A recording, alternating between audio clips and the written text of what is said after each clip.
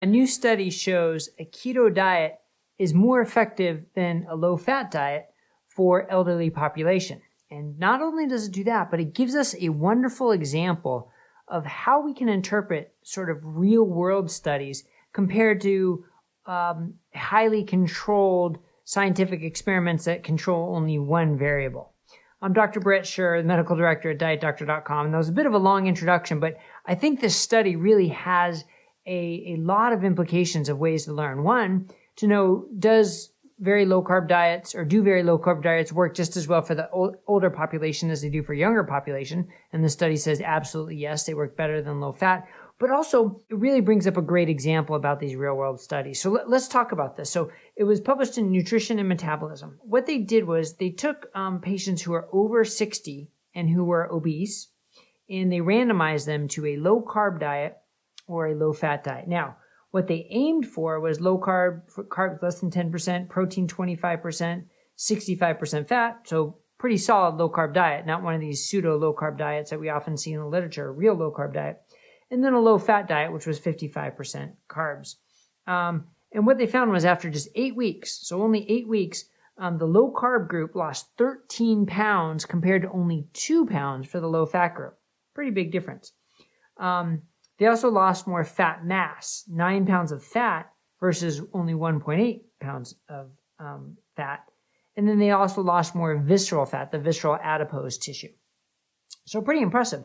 And then from a health standpoint, they saw improvements in the insulin and what's called the HOMA-IR, which is a measurement of insulin resistance, as well as HDL and triglycerides. So what we expect to see from low-carb diets, what we've seen again and again, but nice to see that it works in patients or in people over age 60. Not that we would necessarily expect it to be any different, but it's always nice to have little points of confirmation in different groups and different age groups. But here's one of the things about the study.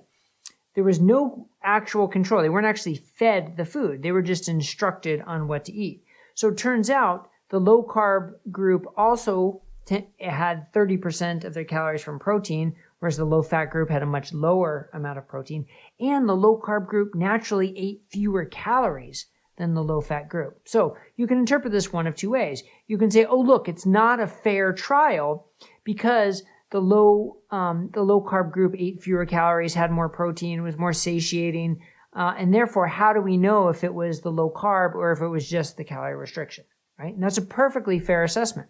But the other way to look at it is to say, look what happens when people just go on a low-carb diet. They naturally eat fewer calories and higher protein, and they're more satiated, and they lose more weight, right? So it's looking at the same problem from two different perspectives. Now, if you're a scientist and you want to prove whether it is the carbohydrates or not that are making the difference, and that's all you want to prove, then you do one of these metabolic ward studies where you lock people in a ward. But of course, you have to monitor them for a long period of time, longer than the 2-week studies that we've talked about before.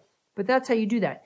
If you're a clinician, if you're a healthcare practitioner, wanting to know how your patients are going to react when you put them on a low-carb diet, or if you're an individual wondering what's going to happen when I start a low-carb diet, is it something I can do long-term? Is it going to have lots of other benefits? Then you want these real-world studies. And that's why I guess my bias is clearly coming through here. I prefer these real-world studies because what I want to know is when I'm sitting across from a patient or a client, if I'm going to recommend a diet, how are you more likely going to react to that diet? And if your reaction is feeling full, getting adequate nutrition and protein, and naturally reducing your caloric intake so that you lose weight, lose fat, lose adipose tissue, that is a win-win-win. That's exactly what I want. And that gets into sort of this debate about the whole nutritional guidelines, right? And hopefully you've watched my podcast with both Nina Teicholz and Adele Haidt. Adele really put sort of a new perspective on these nutritional guidelines. And she's right in the sense that it wasn't the low-fat diet recommended in the guidelines that led to the obesity crisis. It was sort of the inability to follow that diet, right? And you can argue whether it matters, whether it's splitting hairs, but from this perspective, it makes a difference because the real-world study of that diet basically showed that people do not adhere to it. And industry swooped in and we started eating these heart-healthy, quote-unquote, high-carb, high-caloric, high-sugar snack foods because we're emotional human beings. We have hungers, we have cravings. But if you can have a diet that's proven to reduce those and lower your caloric intake.